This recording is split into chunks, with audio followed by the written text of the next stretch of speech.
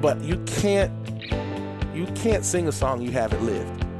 You can't write a sermon that you haven't lived. You got to experience it. You got to experience it. For it to be authentic, right? Exactly. Yeah. So if you haven't gone through pain, if you haven't gone through process and trial, then you should probably sit down somewhere. Because people don't need to hear, I'm perfect, why aren't you?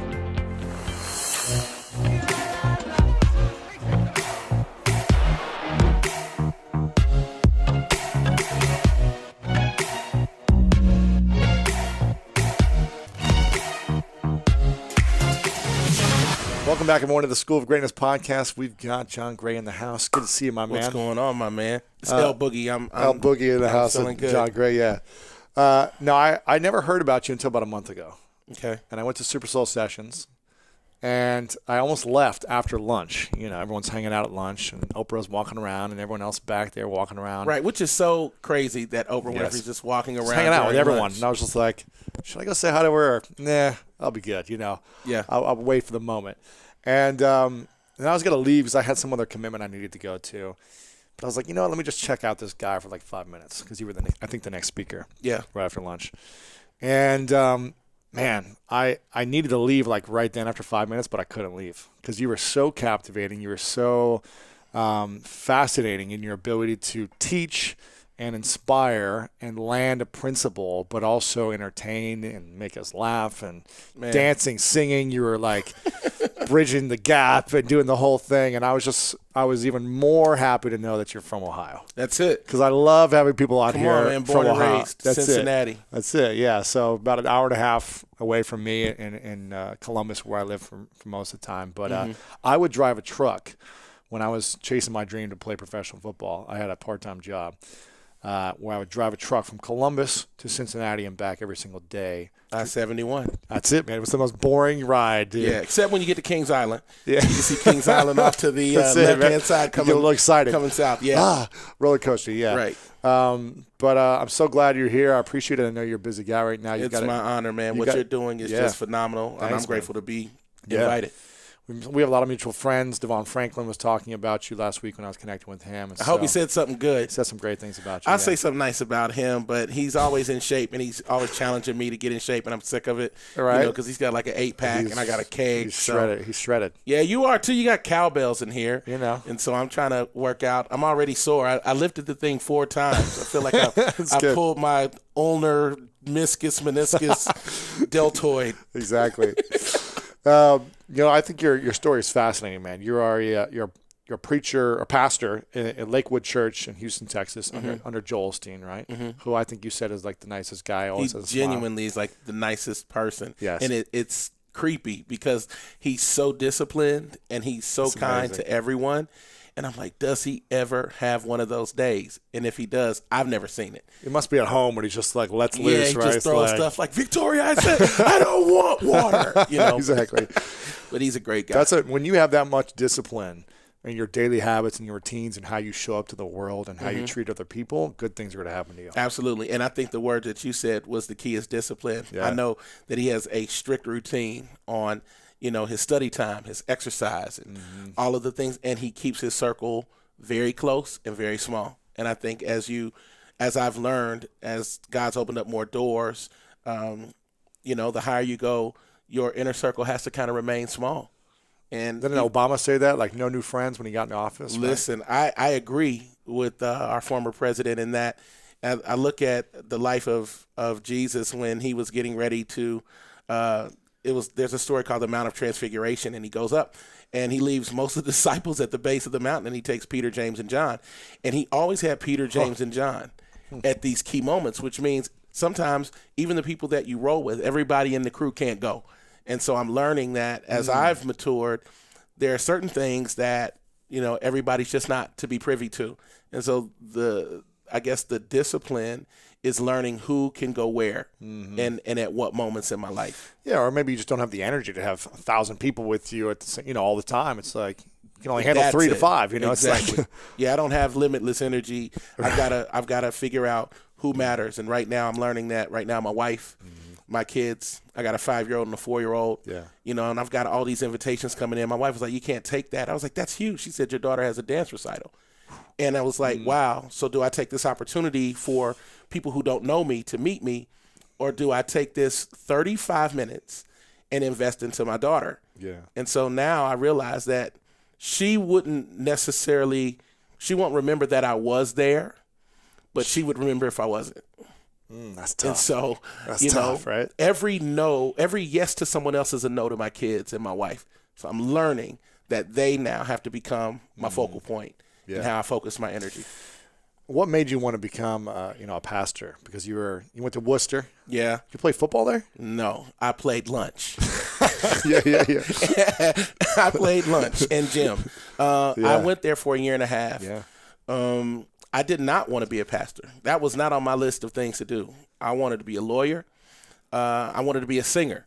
I loved Luther Vandross growing up, singing R&B. I grew up singing in church, and I wanted to be a singer. Yeah. And I heard you sing Whitney Houston. It was pretty amazing. I Spot hit on. the note.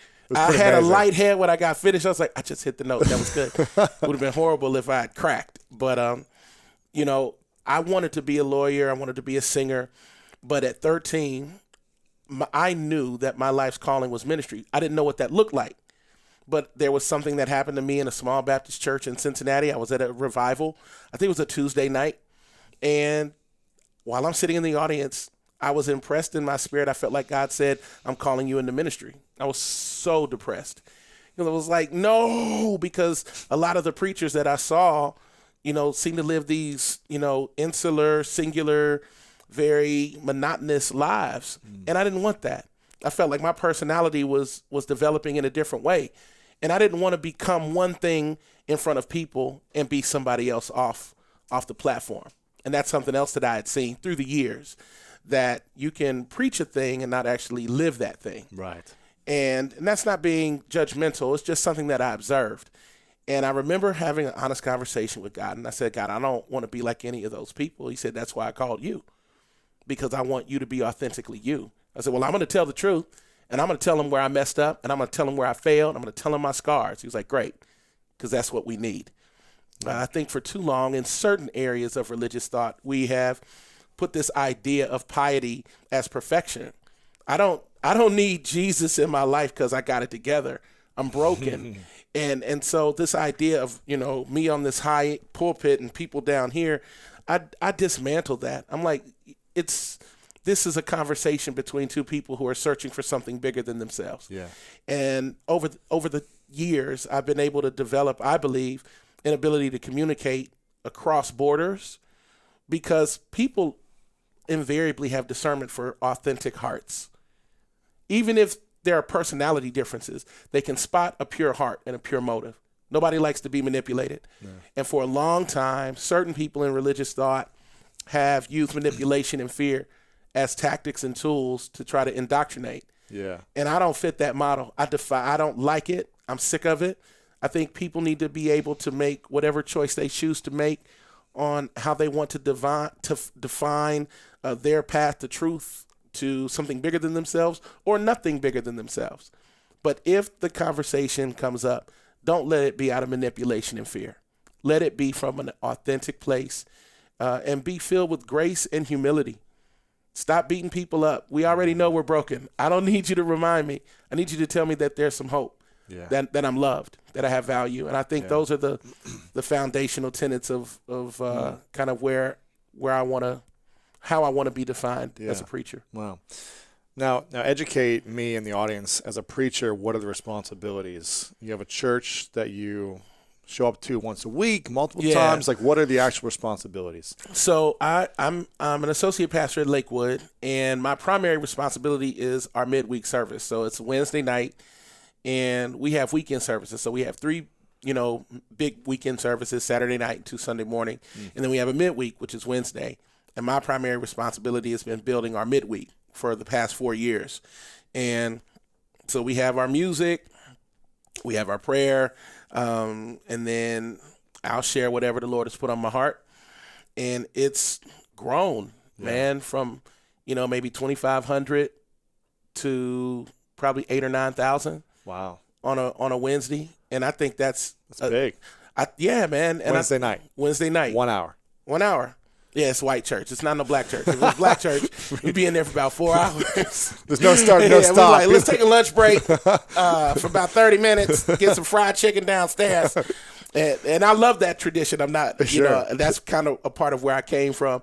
But, you know, I love the fact that for an hour and 15 minutes, people can come in and just get their batteries recharged, get some hope, know that they're loved by God, that they're not being beaten up, and they're going to get something that resonates. You can't force people, to, especially now. This whole millennial generation and even Gen Xers, they're not on manipulation. If it's not real, they're not coming.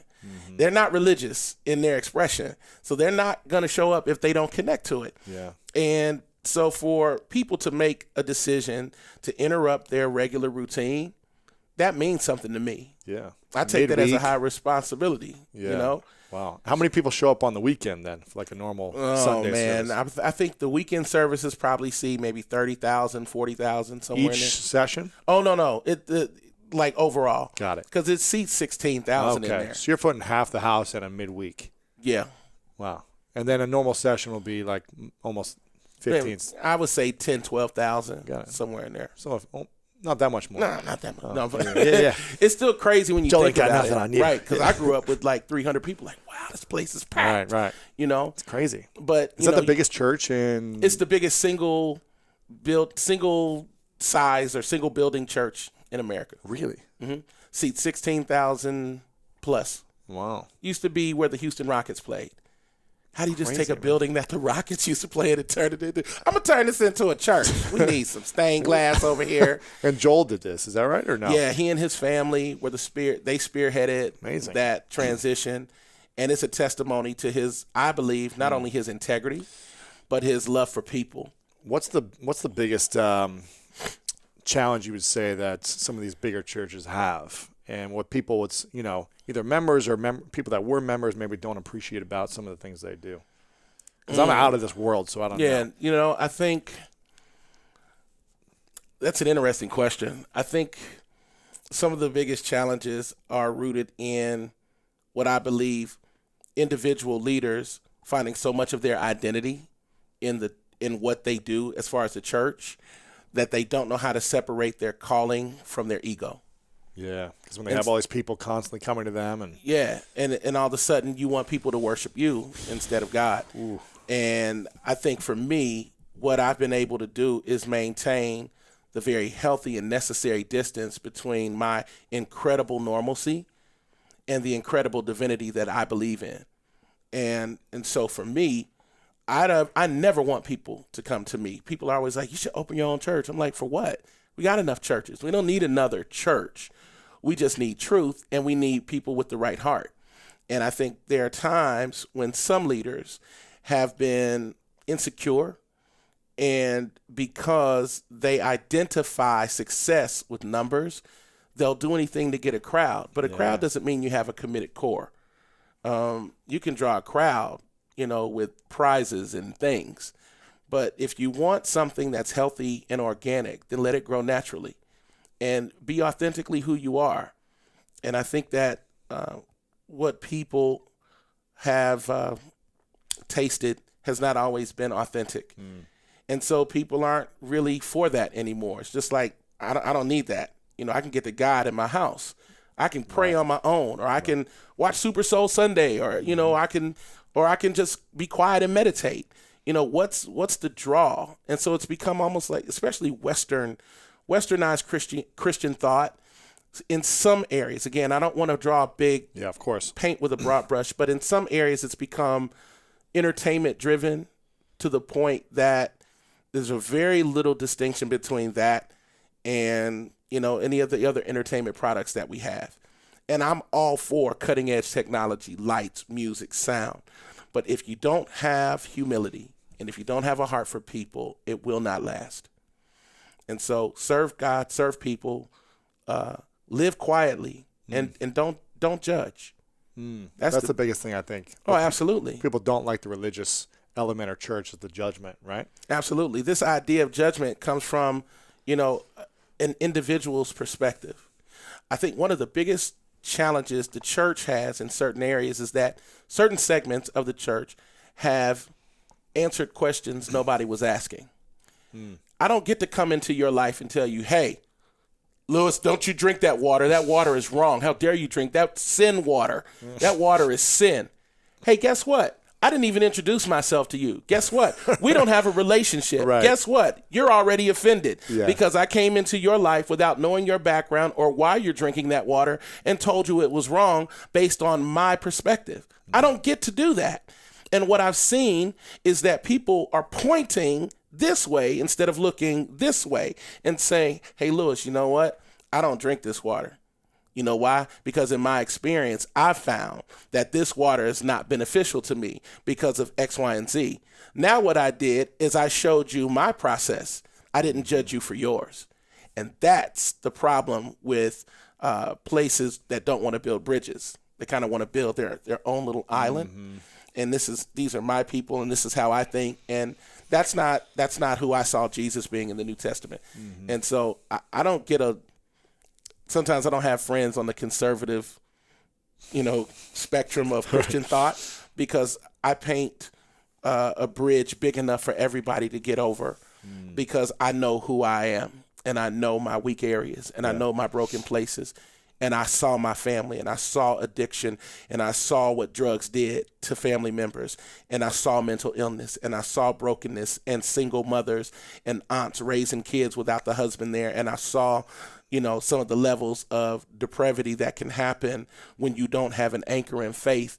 And so I'm not going to let people beat up people who are walking through real life and you don't know their story. Right.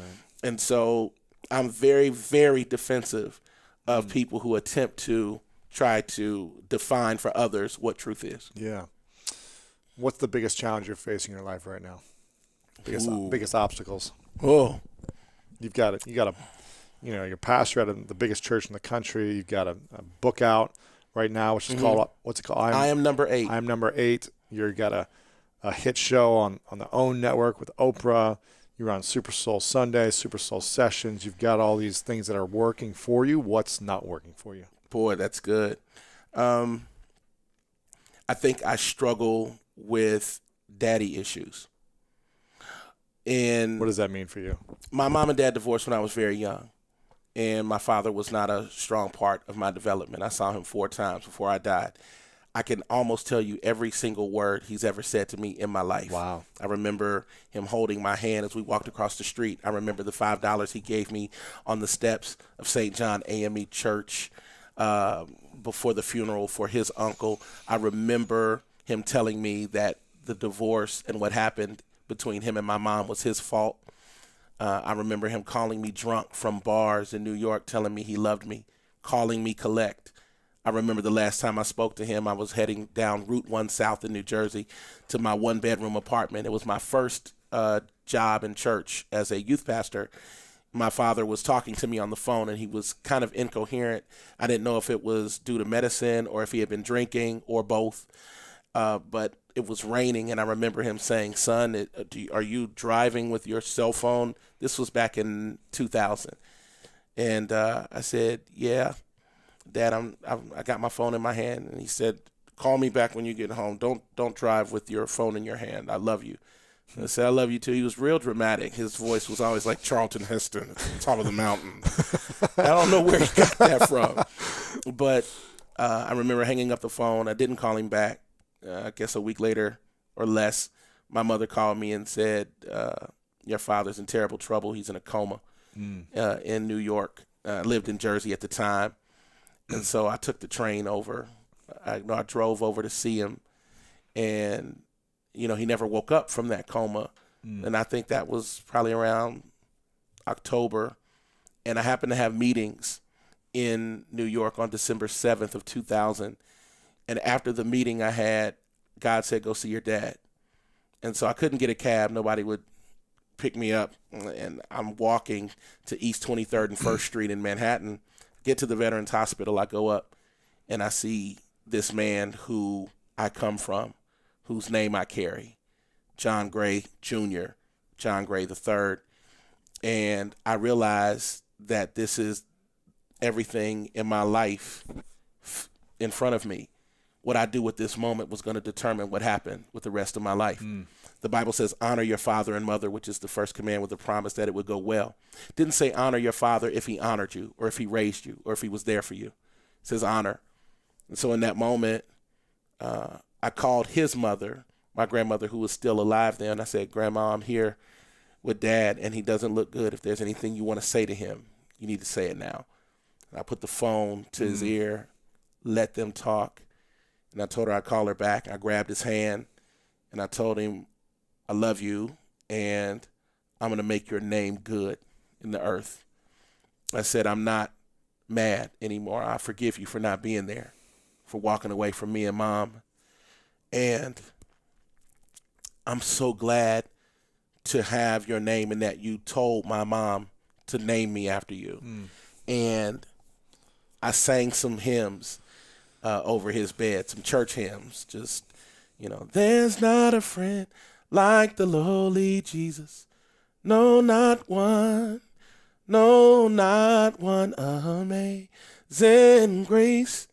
How sweet the sound. And as I'm singing, the nurses are gathering outside the room. They're listening to me. Doctors have stopped. I'm just pouring out 27 years of pain and love and forgiveness in one moment. My goodness. And when I left, I hugged him and I said, I know I won't see you again on this side. I prayed with him and I said, they tell me you can hear me. So if you can hear me, I want you to repeat this prayer with me. And I was like, pray with me. Lord Jesus, forgive me of my sins and save me. Just something real short. But I remember saying that with him, and I don't know if he heard me. I don't know any of that. I just knew I had to do it for me. I needed to heal because I couldn't be held hostage to the pain of a father that wasn't there. And when I left that moment, I said goodbye, got on a train, went back to Jersey. When I got to the New Brunswick train station, my phone rang. My mom said, your dad passed. He stayed alive long enough for me to get it right. I believe God kept him alive. The reason why I say my biggest challenge is daddy issues is because here I am at 43 years old, and there's a father-sized hole in my heart that longs for him to be here to say, I'm proud of you, for him to still give me guidance. Man, I don't know what I'm doing when it comes to raising kids. I don't know how to be a husband. Yeah. I didn't see any of that growing up. I don't know how to react and respond every time my wife, has an issue and she's more emotional about things than I am. There's some real cold areas in here that I've identified. I can become very emotionless and very closed off, and that's not the way to build a healthy family life. These are the things people don't see. I don't preach for people. I preach for me. I'm preaching because I need to know that there's something and someone bigger than me. When I'm talking about Jesus, I'm not trying to force anybody to see life through my lens. I'm trying to let them see how I'm surviving. And so even though he's not here and it hasn't been here for 17 years, I still yearn for the approval of a father. And so it drives me. I want to do well. I want to do right. And when I don't, I beat myself up. Yeah. Every sermon, I don't even want to hear it again. Once I preach it, I don't want to hear it. I don't want to see it because I've already nitpicked what I could have done differently. Did I accurately represent the scripture right? Was Jesus seen? Because that's the biggest thing for me. I don't think Jesus has been seen. Whether people choose to believe him as Savior, which that's my personal thing, but who he was as a man is someone worthy of our review. He loved broken people. He served poor people. He treated everybody equally, and he fought for those who couldn't fight for themselves. Those are lessons that can go across every corporation, every civic organization, every nonprofit. And so this is, for me, the big challenge in my life, living a life feeling like an orphan. And now the very thing I need is the thing I am. I need a dad, but now I'm a dad. I needed to see a good husband, but now I'm a husband. So I'm scrambling, trying to figure out how to put these pieces together. And I guess maybe all of that on the inside of me is why people hang around or want to hear what I have to say, because I don't hide that. I don't think I've gone in as much detail as I have with you, but that's your gift. because you're so kind and so open. You allow for moments like this, real transparency. Mm-hmm. I'm surprised I've been able to hold my tears. I'm about 2 minutes away from the waterworks. I've been holding them back myself because we are more connected than you think. About 12 years ago, my dad was in a coma for 3 months, got in a really bad car accident, and it was my last year of college, and it was during my football season, and he never missed a game ever since high school. Like, he would travel. I was in private school when I was in 8th grade. I went to a boarding school in St. Louis, Missouri. And he would fly midweek, drive out from Columbus to St. Louis. Wow. 7-hour drive every week. Basketball, football, track, didn't matter. And when he got in his accident when I was 22, and I had to play the rest of the season with him in a coma, and then he woke up Thanksgiving Day, which was powerful. He was in New Zealand during the time, so I didn't get to see him at all for like 3 months until he came back after he woke up. It's been a challenging decade, 12 years now, of him being alive, but him not being my father. He doesn't have the mental capacity to really understand. He has amnesia, so he forgets.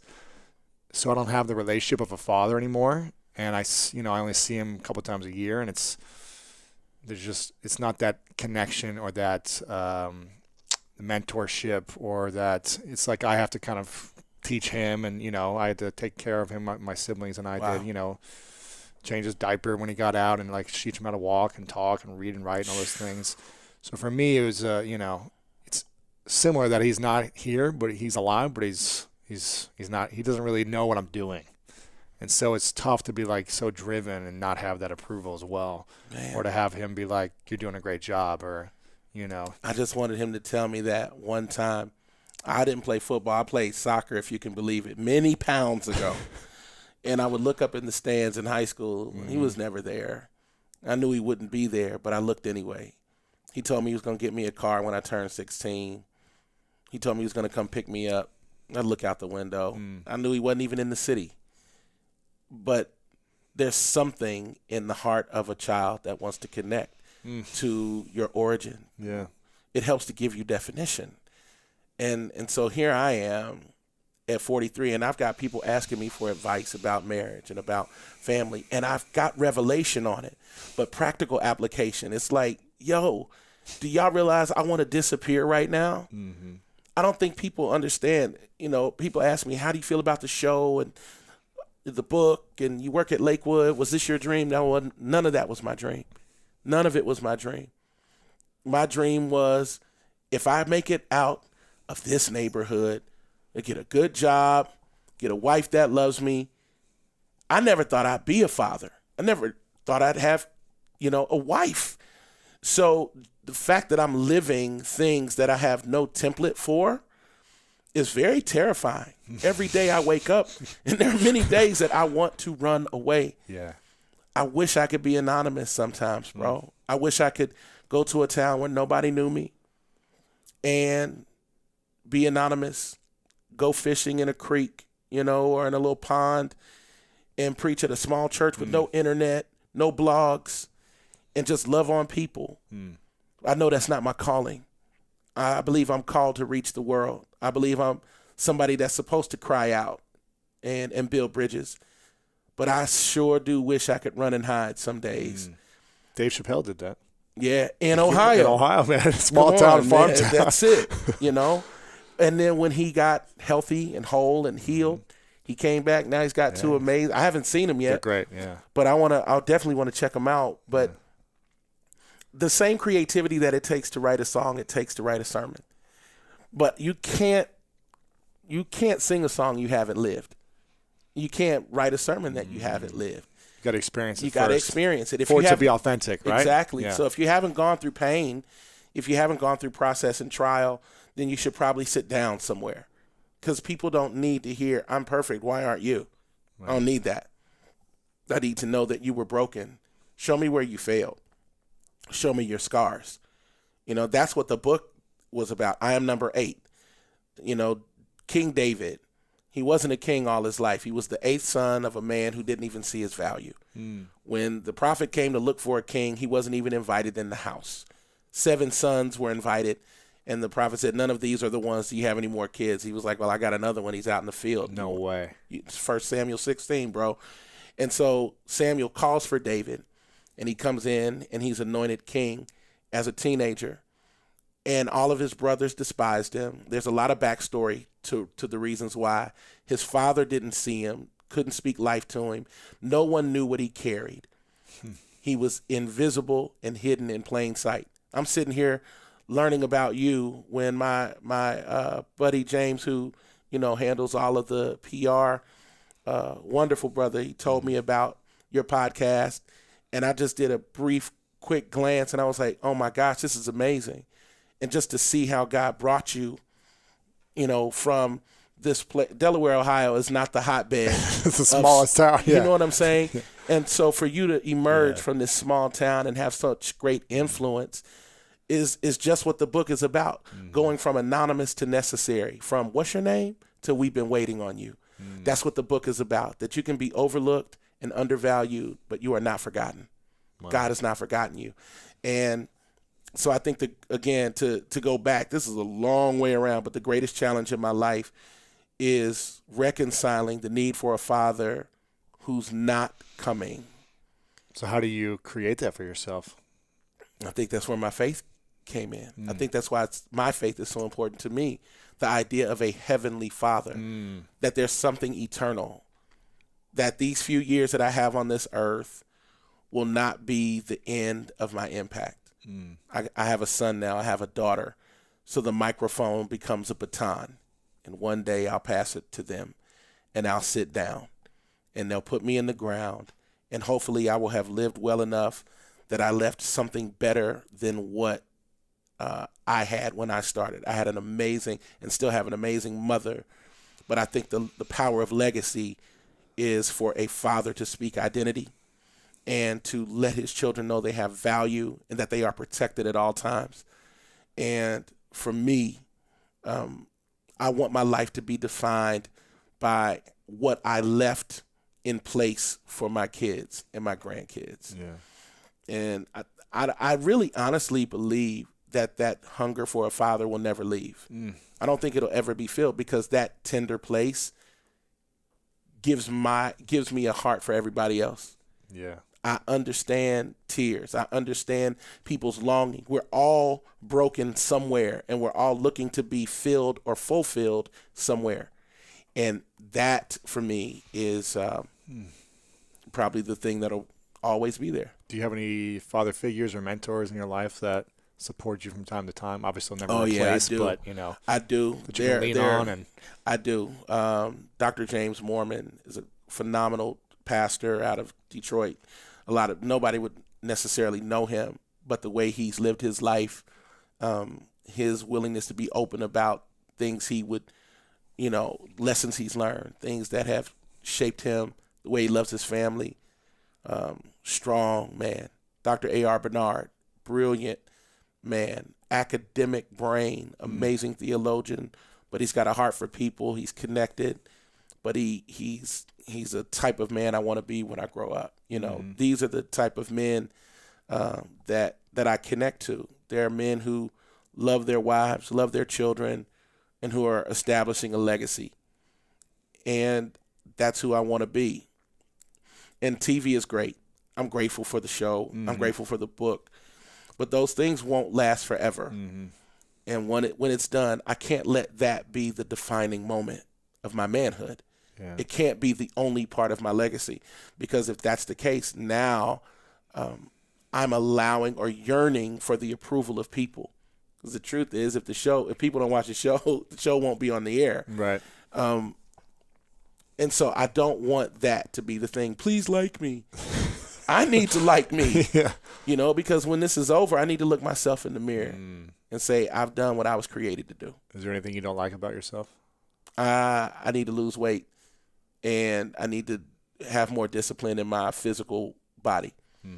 It's funny for a preacher to say you need God to save your soul. You need Jesus to save your soul, and he can help you with anything, and he can heal cancer, and he walked on water, but you can't discipline yourself, and you're a preacher, to eat the right things.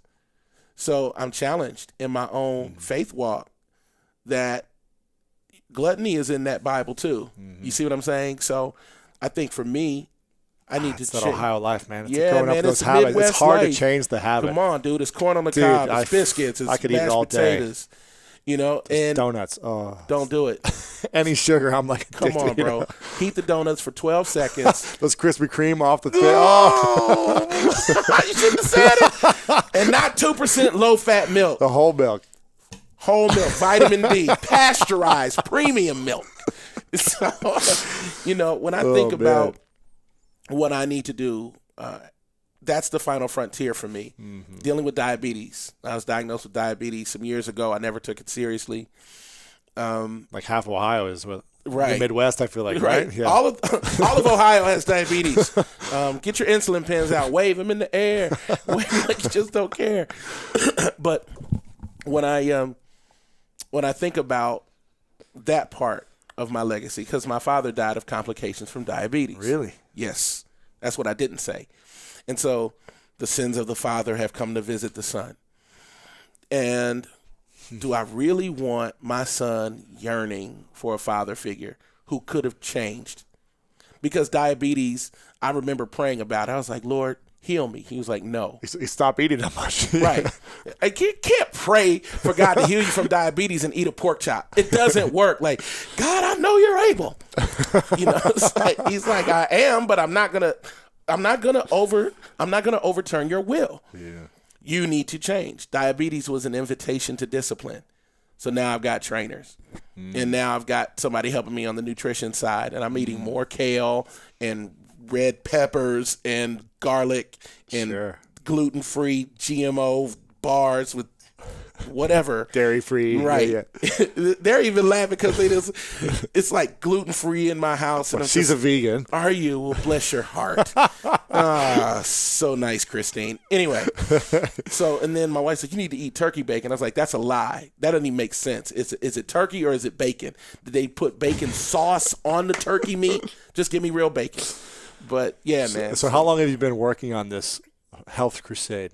Oh, years. Like seriously working on it? Oh, Not the just, last few months. Okay, so yeah, it's like been recent. Like when I open the refrigerator, there's alkalized water and there's supplements and all of that. So that's only been the last couple months, and I'm down like 20, that's good. 22 pounds. It's a great start.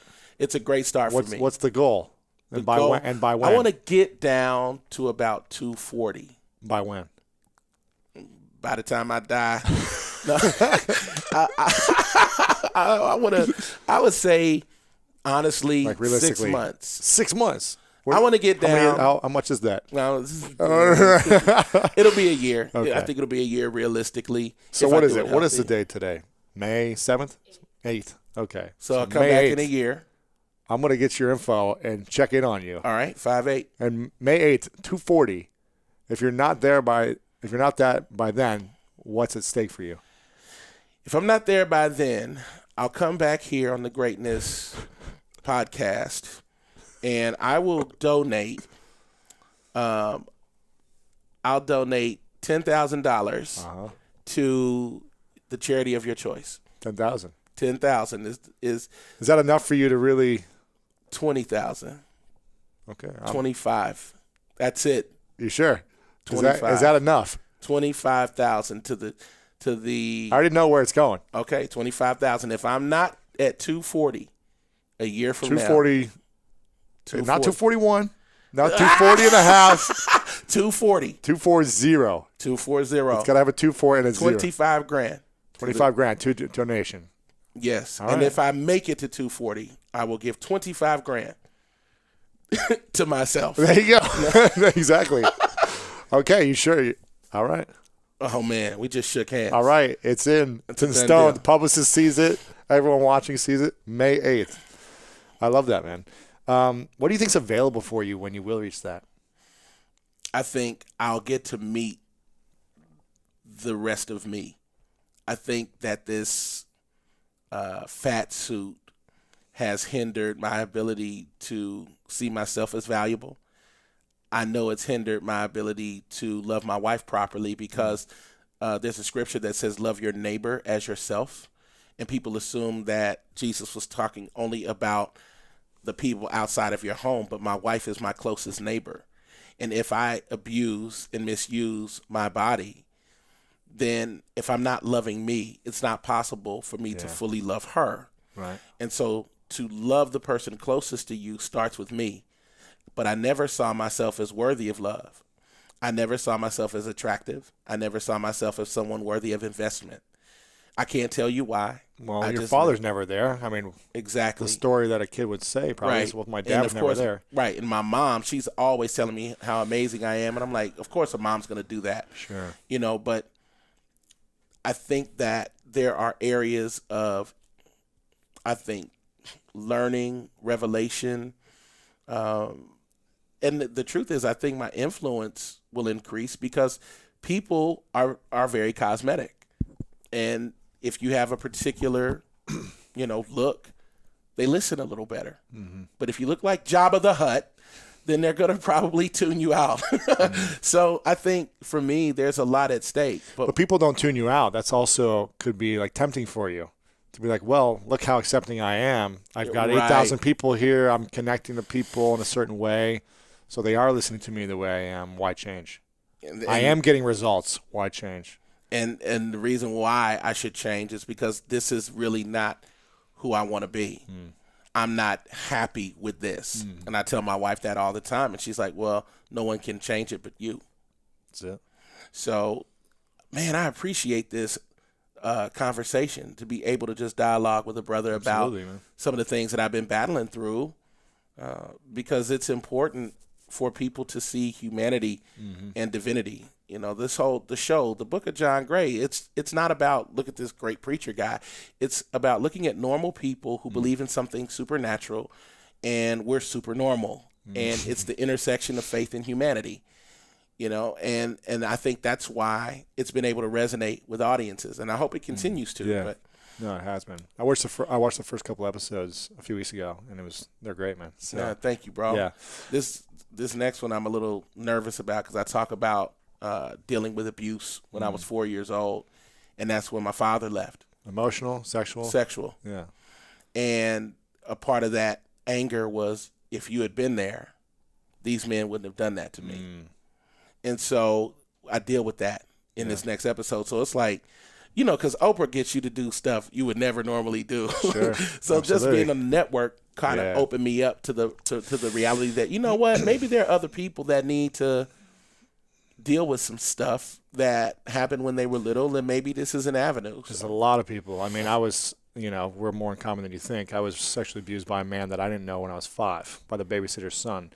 And it took me 25 years to actually start talking about it. I opened up about 4 years ago about it for the first time. And I was so driven to prove people wrong and to protect myself constantly. That's why I got into sports. That's why I was very aggressive when I felt like someone was attacking me.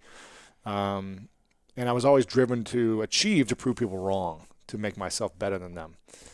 And I always needed to be right. I needed to win, and I needed to be right to feel like I had worthiness. And I opened up about this on my podcast 3 years ago, about being sexually abused. I started telling my friends and family, but then more and more people said, you should really talk about this on your podcast. And I was like against it. I was like, no way. Do I want the world to know this about me? Mm-hmm. But it was the most powerful episode I've ever done in terms of the results and the impact it made. The hundreds of emails from men and women who opened up, and all the men saying, I've had this secret my whole life. My wife doesn't even know, and you just gave permission for me to start the healing process. Yes. So I think this is probably going to be one of the most important things you do. 1 in 6 men have been sexually abused. I did not know that. 1 in 6. 1in6.org. It's got all the information and the research behind it. And there's not a platform for men specifically, masculine men, to talk about this. And that's why I think it's really important that you have this platform that you're able to share openly and vulnerably, because it's going to serve a lot of men who didn't even know that they're even allowed to talk about it, exactly, or how to process it, or what's available on the other side. Yeah, what are the resources? Because how do you process that at 4 years old and 5 years old? You don't. Because mine was a non-family member too. Yeah. Just you think about that, and then again, the fear of being a father creeps up, because my son is my age. And a daughter. Yes. Oh. And so now my wife's like, "Why are you so?" Because I'm really overprotective. Yeah. And it's because of what I walked through. And I don't want to live my life in fear. And so we deal with that on the show. It's deep. My wife said, I didn't even know that. Some things that came out. And I didn't realize I hadn't told her. But the truth is, it's hard to unearth and unpack that stuff. It's really hard. It's a very vulnerable place. Yeah, you don't know where to start. You don't know who to start with. Yeah. What do you think? Where do you think you'd be today if you had the greatest father in the world who was super healthy and always there for you? You achieved what you wanted in college. You finished. You were, had all the things you wanted growing up. You weren't sexually abused. Mm-hmm. You had all this support and love.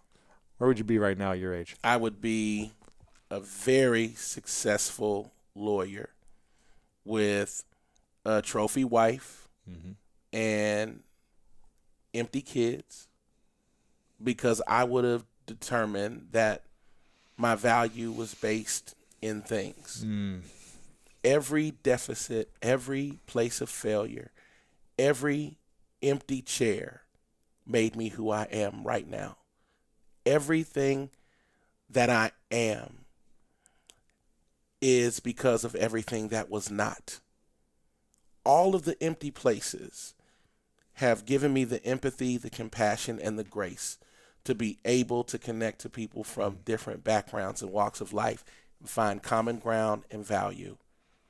I absolutely believe that had I pursued my original vision for my life away from the calling that God placed on my life, I'd still be alive, but I'd be far less empathetic, material driven, and I certainly would not have had the same level of impact. Yeah. I think brokenness is the prerequisite to greatness. I think we're supposed to give 3 truths. I slipped up and gave out one. No, that's all right. I'll come back to it. All right. Yeah, don't worry about it.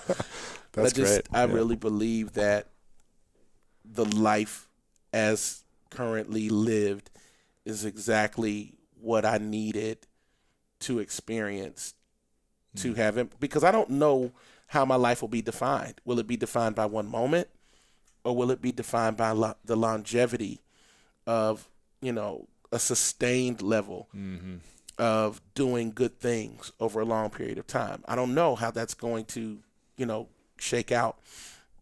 But if my life is defined by one moment, let it be that I was selfless in that moment, and that I was sacrificial in that moment, and that I extended grace in that moment. Not that I made a ton of money and I'm hiding behind, my accolades as an indicator of my inner value. I know right now, if nothing else happens, that I am loved, I am valued, and I have contributed to the betterment of other human beings. Yeah. I know that. I don't want to die right now because I want to raise my kids and walk my daughter down the aisle.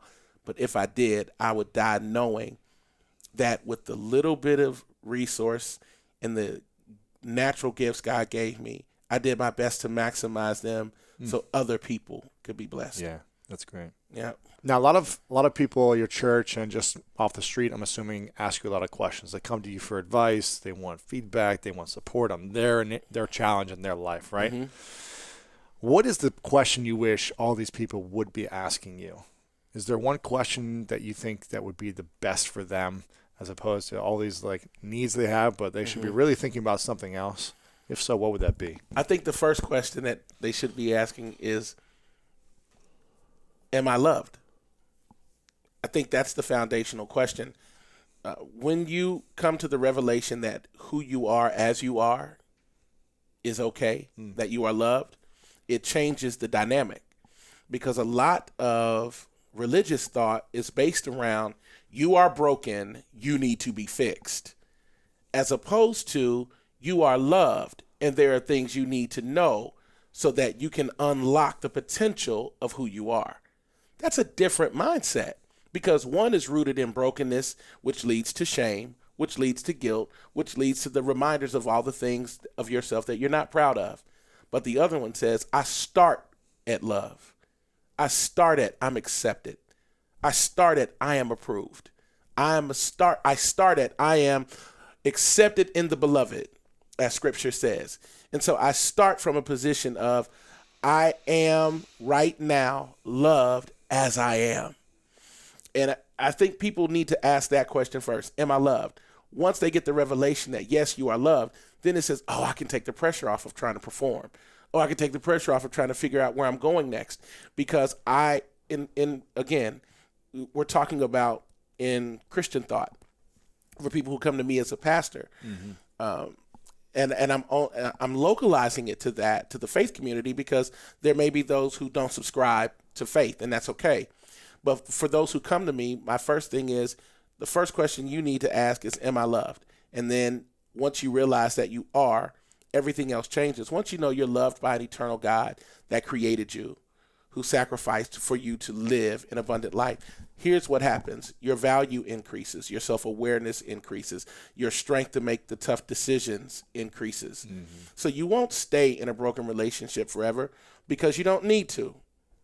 I don't have to stay this big to prove something or to nurse my addictions or my broken areas. I don't need to. I'm loved. And does it happen overnight? No. But it is the question that I even have to wrestle with, because I told you I struggle with daddy issues. Am I accepted? Am I approved? Am I loved? That's where I struggle. So I medicate that pain through food. I medicate that pain. Feels good, man. It does. I could eat donuts all day.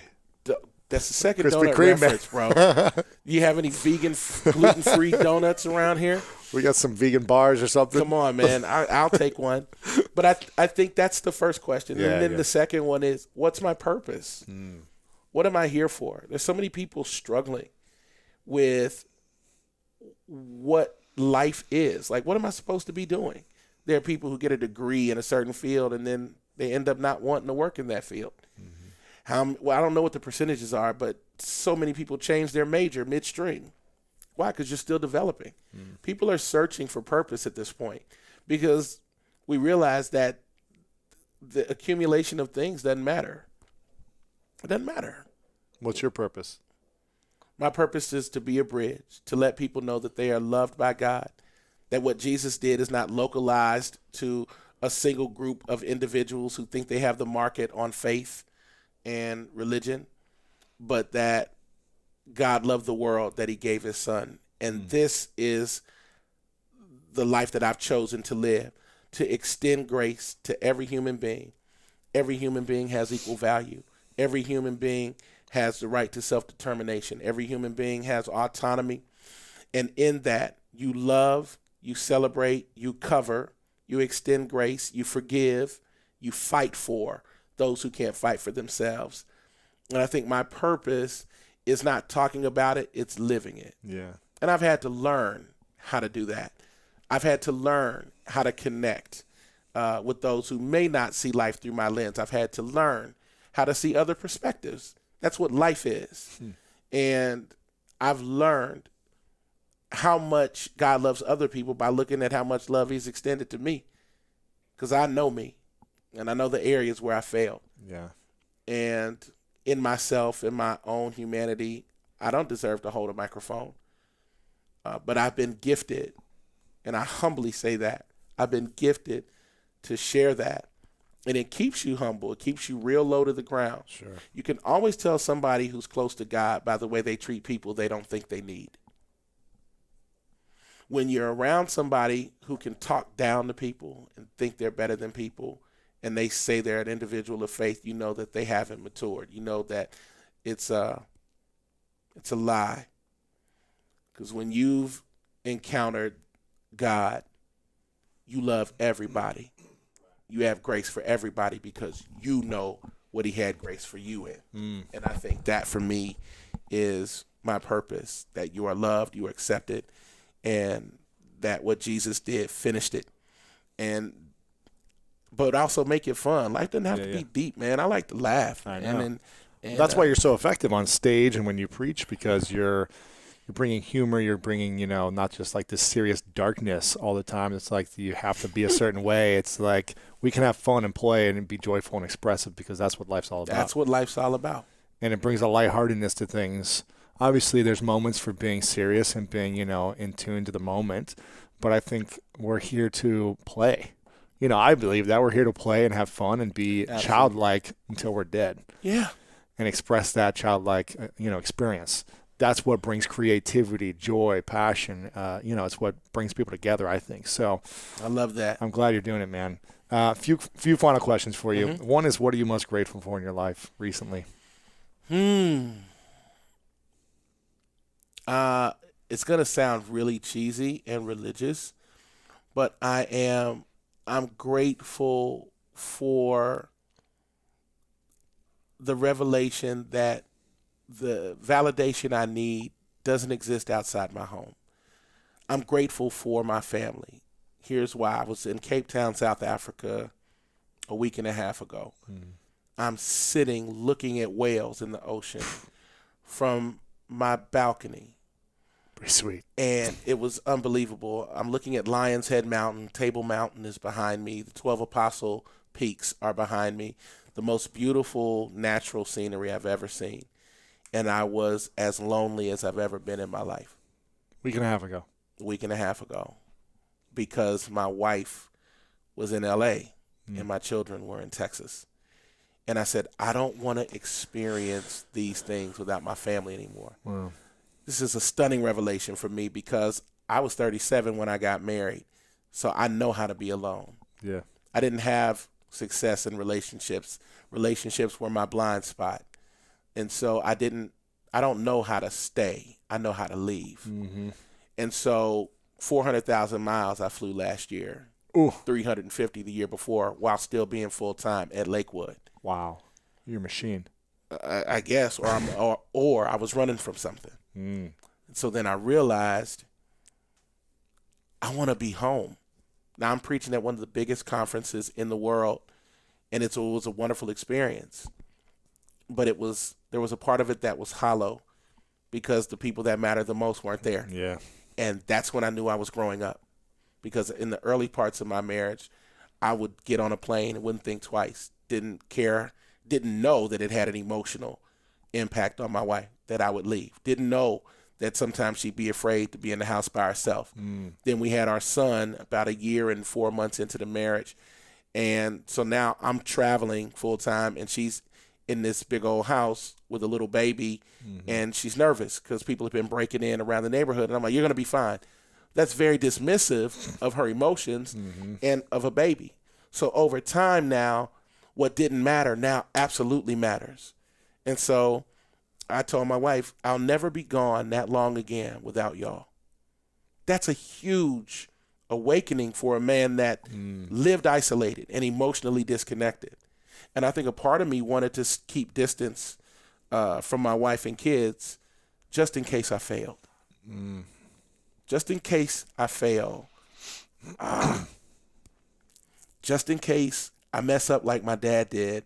Don't get too close to me. So that way it won't be as hard. Painful. Yeah.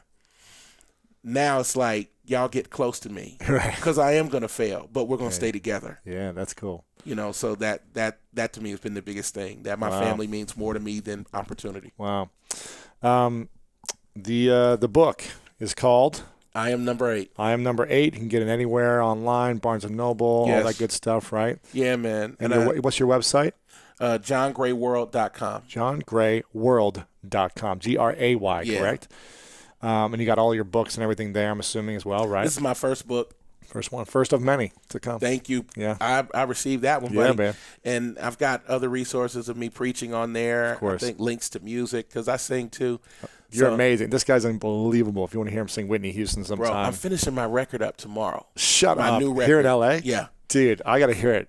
Oh, I'm going to give you a pre-release copy, bro. I would have, man. All right. I'm not lying. I've seen a lot of speakers. You're one of the best entertainers that can land a message, who's funny and can sing and can dance and do it all. Thank you, bro. And rap and poems and, preach. I was just blown away, man. I'm really. Thank you, man. I was like, I got to get you on sometime. So I'm glad we got you on now. Imagine for 60 seconds that this microphone is connected to every person in the world. And you've got 60 seconds. They all put on headphones, and there's only one direct line from them, and it's to you. And you've got 60 seconds to share a message that they will all hear right now. It'll be translated in their language. They'll understand it if they're 2 years old, they're a baby, whatever. They're all going to understand what you say. And you'll only get the opportunity to say it to them once. What would you say? Your life is not accidental. You were created on purpose, with purpose. Every painful place, every broken moment, every closed door, every opportunity that looks like it missed, every person that ever hurt, abused, misused you, were actually allowed into your space to give you a heart of compassion, love, humility, and grace for those around you. You have a purpose greater than your pain, and you have a future greater than your past. God created you in love, and you are loved by He who made you. And your life and your legacy will outlast your years on this earth. Drop the mic. I like it. There it is. I would ask your 3 truths, but I think you covered a lot of the good stuff in there. So before I ask the final question, I want to acknowledge you for a moment, John, for your incredible openness, your love, all that you give to the world, your ability to be aware of everything that you get to work on and not act like you're holier than thou with everyone, and your commitment to constantly making an impact on the world, but also on the most important people, which is yourself and your family. So I think you're an incredible example of how we should all be living. Thank you for that, man. Yeah, man. Thank you. And 1 year from today, I'm going to hold you to it. 1 year. I think that's one of the missing elements, right? 1 year. Krispy Kreme party on me. I will have a box of Krispy Kremes with you. After the weigh-in. After the weigh-in. That'll be your one cheat. 239.9. Final question. And again, make sure you guys watch the show on Oprah and OWN. Which depending on when this comes out, you'll be able to watch the replays online, or you'll be able to search for it. Get the book, johngrayworld.com as well. Mm-hmm. The final question is, what is your definition of greatness? My definition of greatness is extending yourself to others so that they can become everything they were created to be. My greatness won't be defined by my achievements, but by the achievements of those who came into contact with me. John Gray. Ohio love, baby. Ohio love. Ohio love.